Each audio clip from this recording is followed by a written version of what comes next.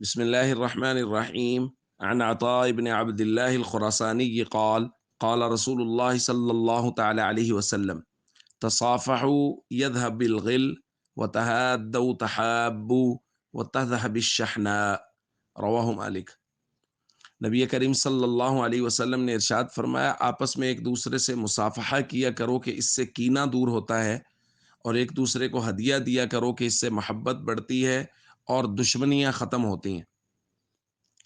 دوستو، مصافحہ کرنے کی ایک حکمت کل بیان کی گئی تھی کہ حضور علیہ الصلوۃ والسلام نے فرمایا کہ مصافحہ جب دو مسلمان کرتے ہیں کہ اللہ رب العزت ان کی بخشش فرما دیتے ہیں، اور یہاں کہا گیا ہے مصافحہ کرنے سے کینہ دور ہوتا ہے۔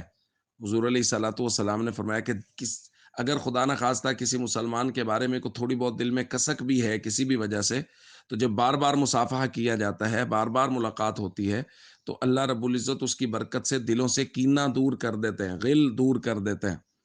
اور اہل جنت کے لیے یہ بات ہے بھائی، قرآن کریم میں وَنَزَعْنَا مَا فِي صُدُورِهِم مِّن غِلٍّ، ہم جب ان کو جنت میں داخل کریں گے تو ان کے دلوں میں جو ایک دوسرے کے لیے کینہ بغض وغیرہ ہوگا، ہم اس کو کھینچ نکالیں گے۔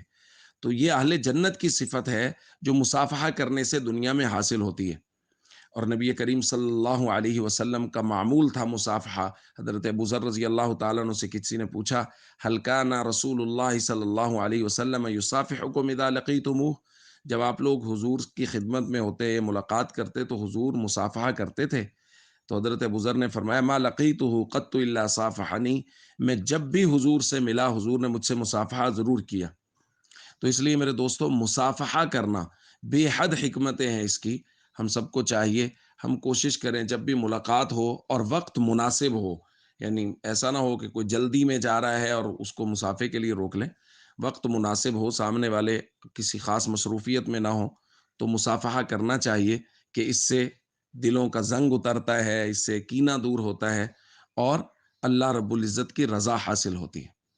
السلام علیکم ورحمۃ اللہ وبرکاتہ۔